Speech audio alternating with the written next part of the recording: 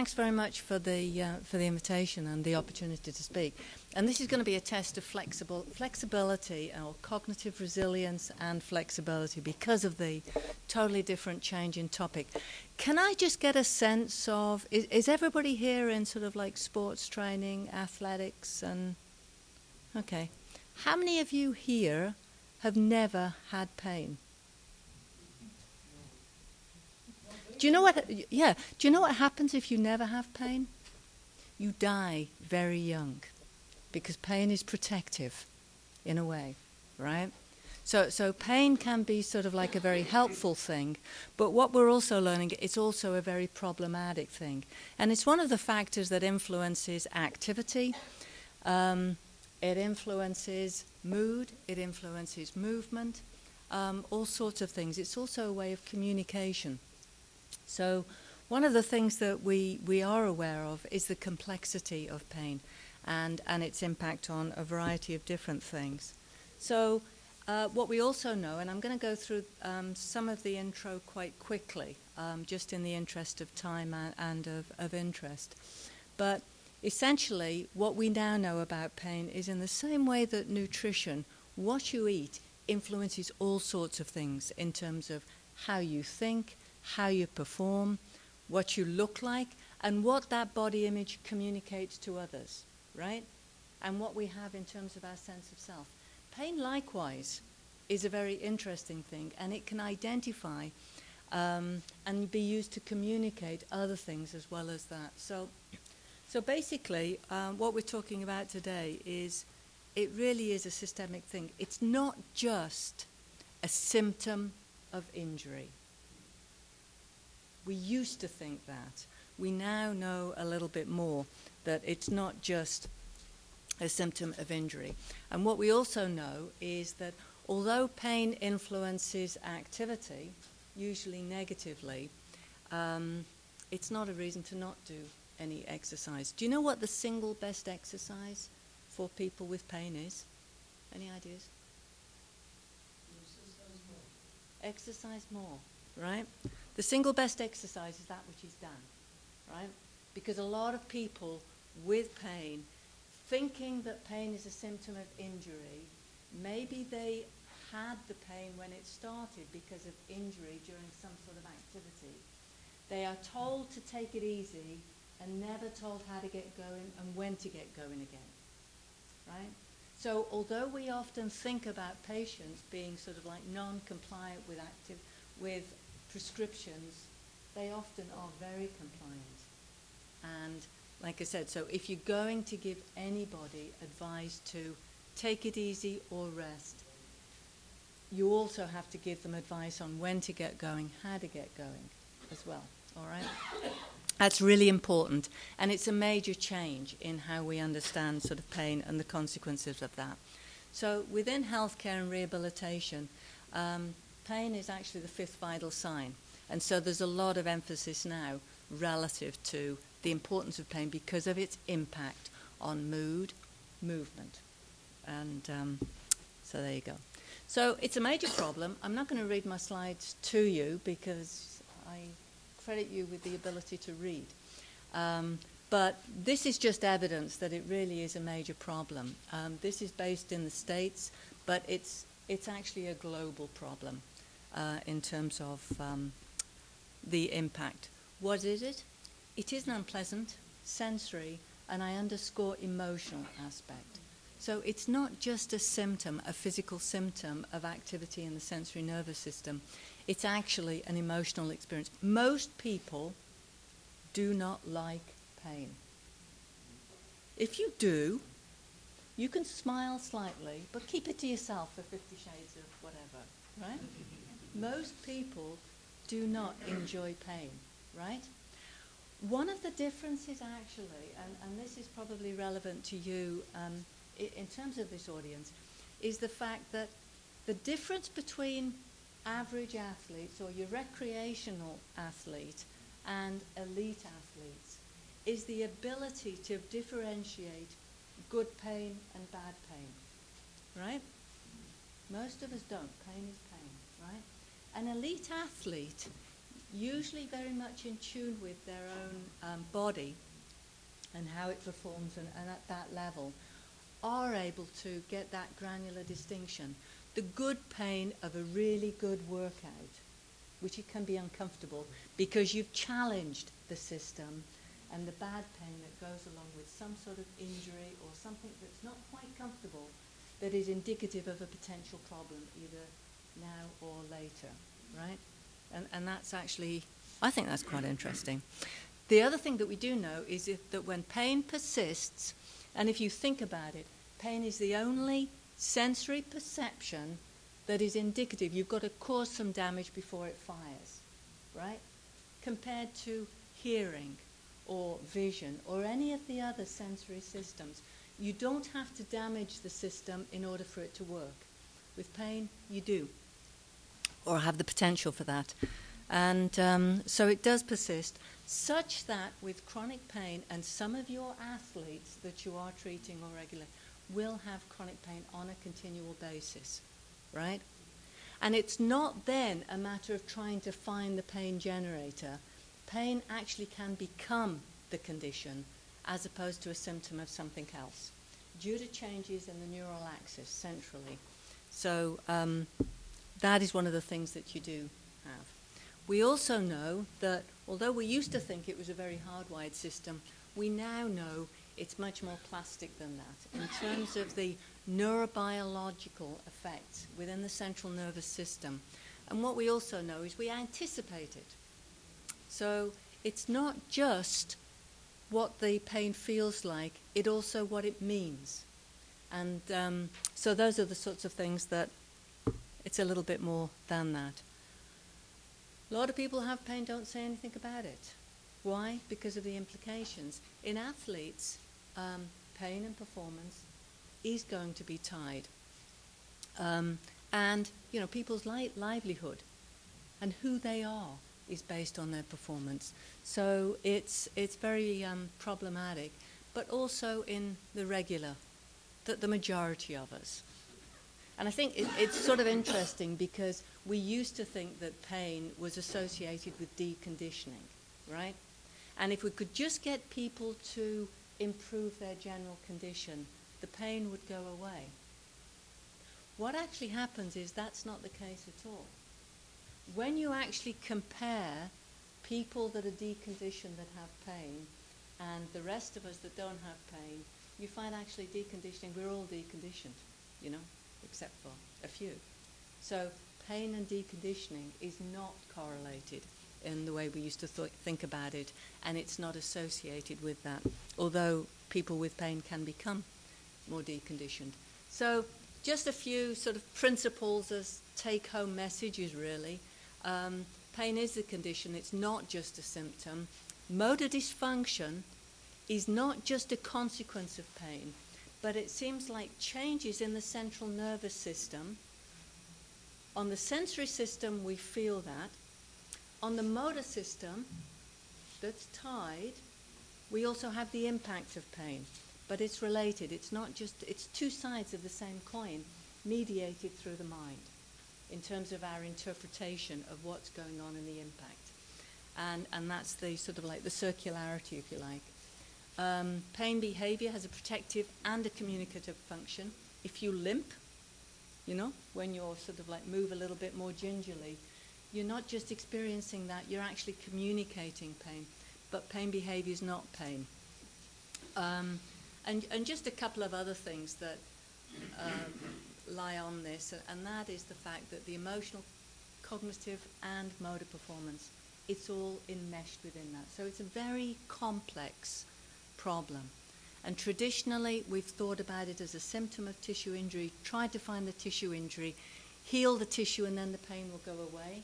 It doesn't work like that. It tends to persist.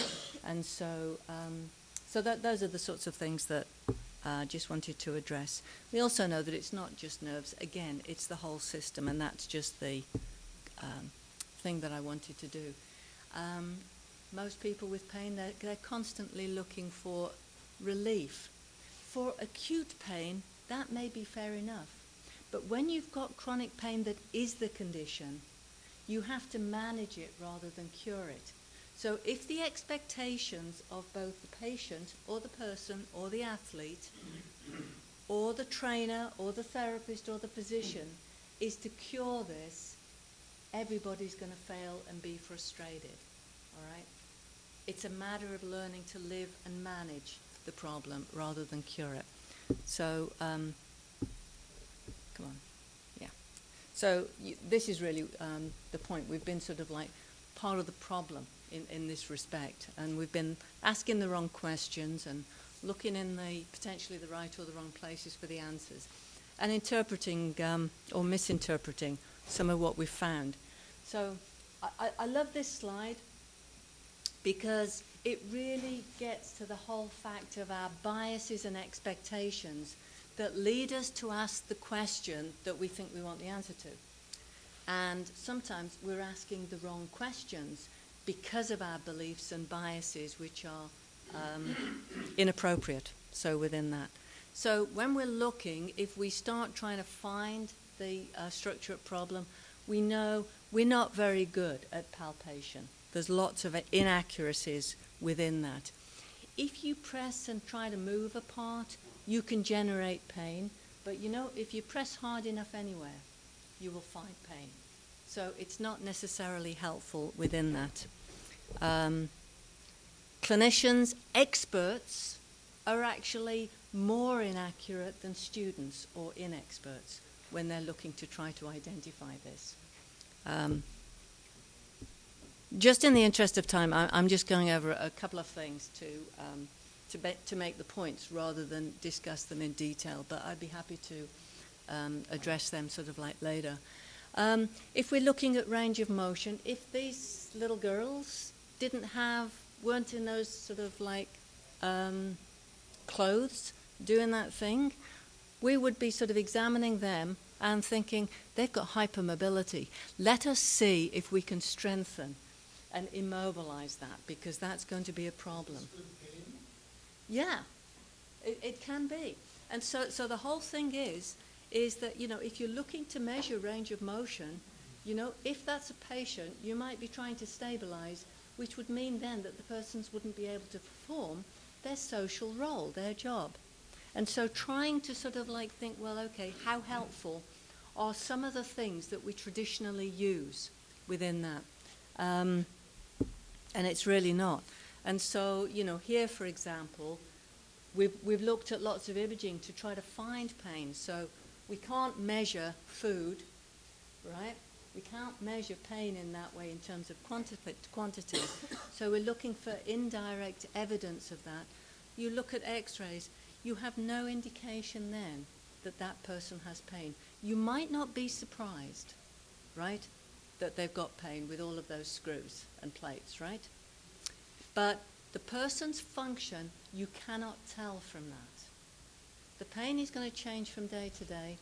That picture of the spine won't. And you've got no indication in terms of alluding to what that pain is, how the person functions or not, right? The only thing that you can say is they got screwed 6 times. That you can say with confidence. That's my spine, right? And I think I do all right, right? Thank you. I just needed a little bit of reassurance. Okay, so we've been actually using some of the, in terms of trying to measure and quantify the impact of pain, we've actually used sports medicine principles in terms of how do you measure performance, physical performance. You usually use time or distance or repetitions or something along those lines. And we put those together in functional tasks that are easy to measure. So if you reach forward and you've got a problem, you can actually measure the distance. Very simple test. Reaching but moving, and a dynamic test rather than just a range of motion. So how quickly can they move, and especially how quickly can they move in a repetitive task, because then you get a lot more variability in patients. You don't get the variability in performance from one repetition to another in healthy individuals in the same way. But with patients with pain, they will either get quicker because they'll start to be a little bit careful with their movement, find out they're okay, and then speed up. Whereas others will be a little bit more they will overemphasize and try to overdo, and they'll go too quick, recognize they can't do that, and then slow down. So repetitive movements are quite good to try to distinguish that. But just simply measuring the time that it takes or the distance moved to do simple everyday tasks are some of the things that we've been using to try to quantify the burden of pain on performance. Then you can do your treatment, and then you can try to see if you can improve that, if you're measuring the right things in the right way, and you've got sensitivity, specificity, and validity of the instruments. So instead of measuring little body parts, we've been putting together the whole thing in terms of a functional task, again, borrowing from sports medicine principles. And you find if you do that, that these are folks with back or leg pain. And those with leg pain are much more compromised in what they can do. So the spatial distributions of pain influence performance significantly. The other thing that is quite interesting is that when you ask people to work at, and this is for a distance walk, 5 or 6 minutes, right? Walk as far and as fast as you can within this time frame. What you find is for people with different conditions that are associated with pain, compared to age and gender matched individuals, there are significant differences with that. But, and this is the key, the amount of energy that it takes in terms of perceived effort is very equivalent. And so what that means is there are inefficiencies in movement because of this movement slowing, right? So it takes more energy to do less for individual patients, and this also goes along with aging too, all right? So it takes more energy to do less. And it's part of that sort of like curve. So you get this generalized psychomotor slowing. And I'd just like you to consider that, you know, if you do have a condition such as this, you can have a compromise up to a factor of 4 on very basic activities of daily life. So it takes you 4 times as long to get up out of a chair or to walk. And if you think how many times a day you get up out of a chair, that's a significant chunk of time that you're taking getting through your everyday tasks, right?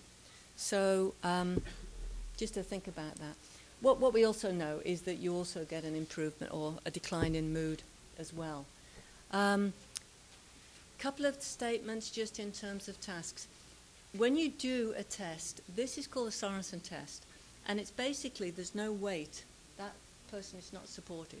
So it was actually a test of muscle endurance, right? And it's used for patients with pain. Now, if you do a test of muscle endurance, the person doesn't endure, doesn't perform as well, what's the obvious treatment? You got a test of muscle endurance, they cannot endure. What's the treatment for that? How to improve performance? Yeah, I mean, it's pretty obvious. You're going to try and strengthen the back extensors to improve endurance, right? Except, if you actually test it in a patient group, it's not a test of muscle endurance, it's a test of pain. So therefore the treatment changes because you have to manage the pain if you're going to manage the endurance. So you're looking at what are the barriers to improving that performance without necessarily following red herrings depending upon the name of the test in terms of how that's being done. So in patient groups, it's pain that's the limit, not weakness. The other thing is that if you want to look at sort of pain at rest, you cannot use that, the intensity of pain, to predict intensity of pain during a performance test, right? It's a mess. There's no correlation between that. So pain at rest and pain during activity are 2 different things. You can't use one to imply another, all right? This is just a few simple tests that really look at when you're looking at people with pain, and this would be the same with athletes too, that when there's any particular problem, they slow down, and you also get this stiffening effect. So in the agonist muscle that you're trying to work, you will get a compromised load. The muscle cannot exert as much force, but the antagonist muscle actually increases more force. So you get this generalized stiffening that occurs when you're moving with pain, all right? So it doesn't matter what muscle you're sort of measuring, you get this sort of stiffening.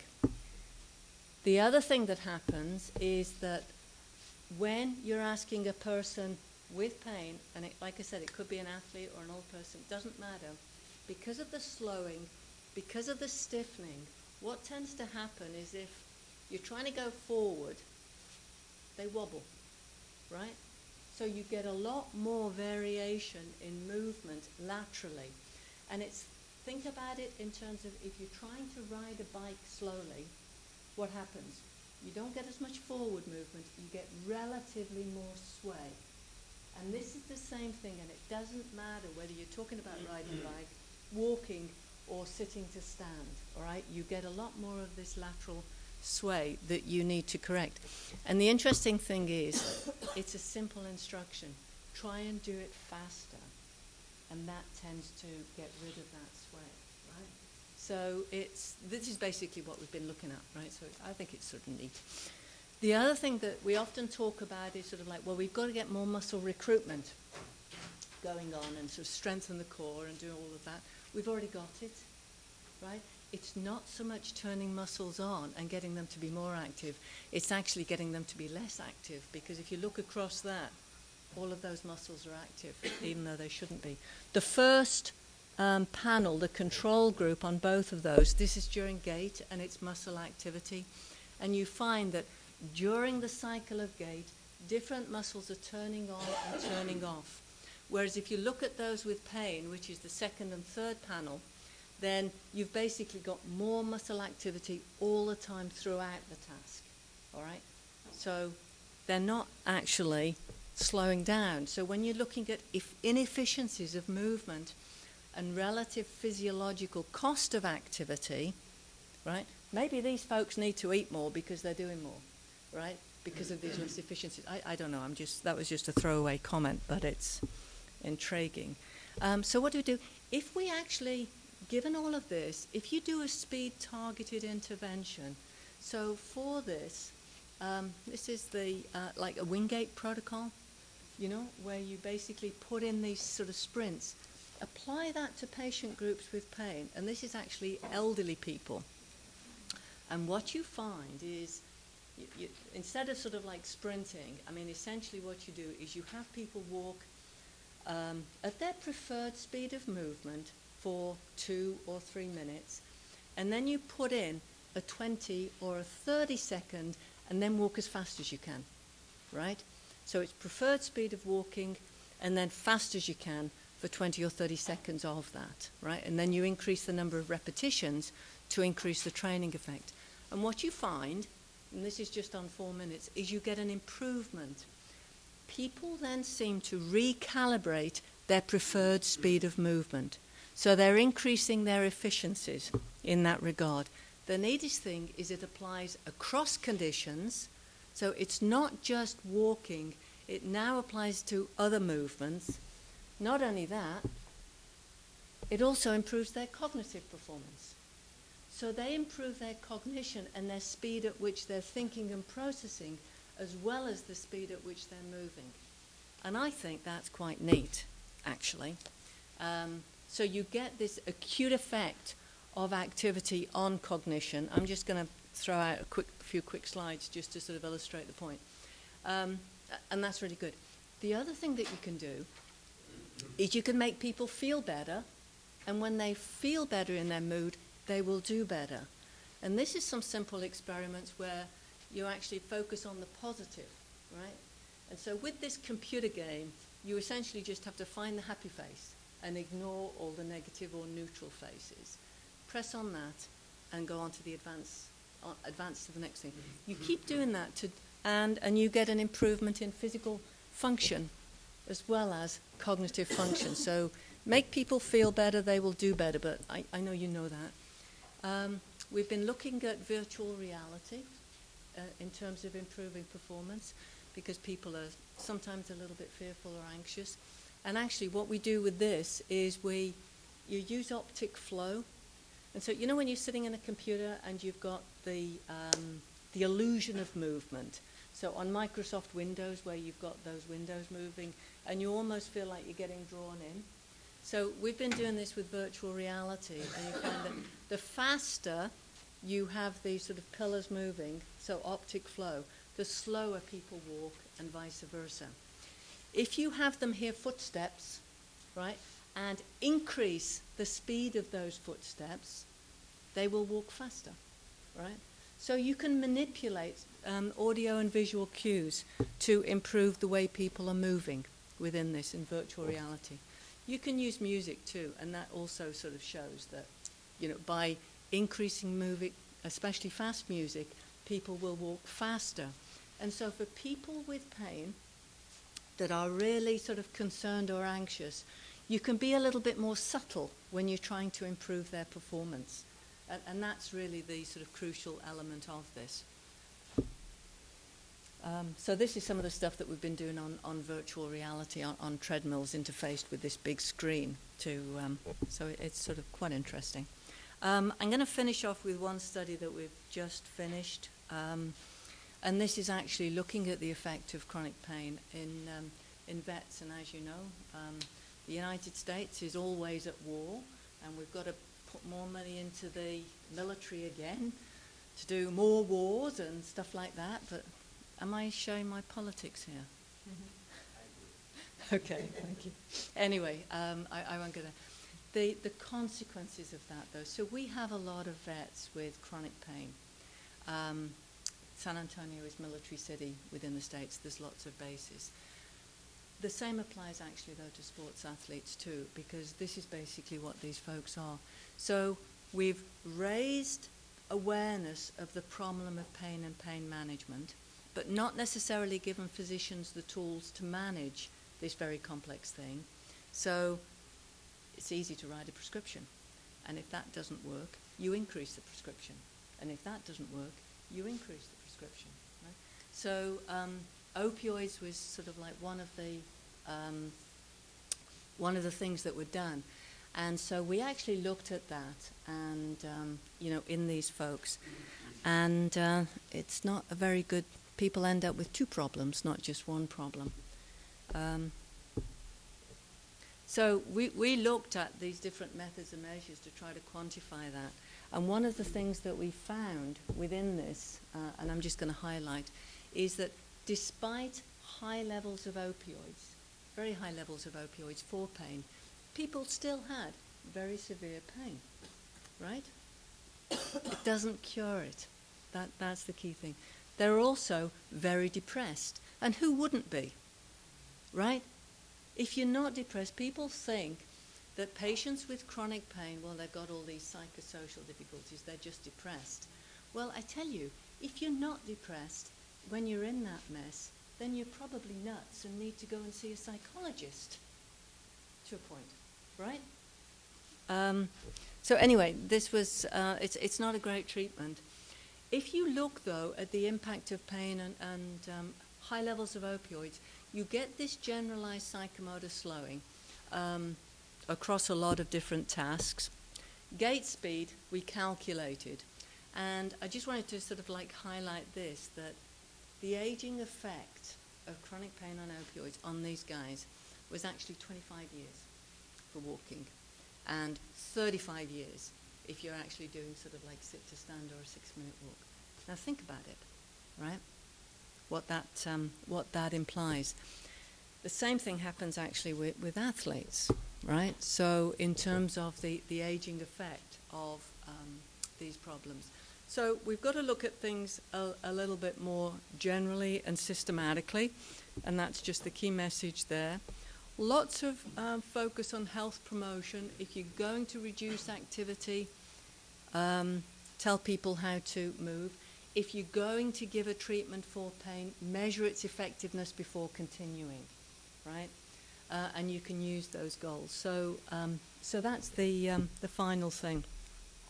What we're doing in this last session, and I think this is the last slide, is the vets that we've been looking at with mild traumatic brain injury, and mild traumatic brain injury is actually calculated, or sort of like designated actually, as the signature injury of vets at the moment, in those that have been in Iraq or Afghanistan or anything like that, in part because you've got a lot of body armor and things like that, in part because you can also get back to help, and there's all sorts of help that you can do.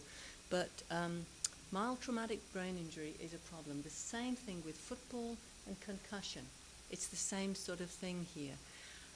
A lot of these guys that have got relatively mild injuries and also pain, it's very difficult to say, well, you know, you've got this problem, because when you do a lot of the tests, they've got a lot of reserve capacity to still perform well.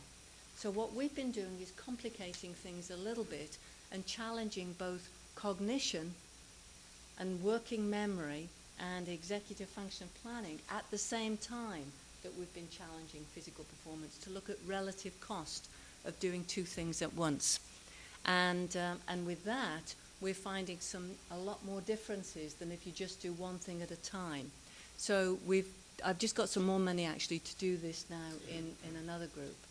And so I think that those would be the sorts of things that I think that would be very relevant if you're trying to find somebody that's at risk and that maybe doesn't admit to, you know, having a problem, or you're worried about it, then that would be the key thing. And concussion and repeated concussions have the same aging effect on movement, and I think that there's a lot of evidence to say that. So trying to identify and screen things out beforehand is one of the things that's crucial. So with that, I'll say thank you very much. Thank you.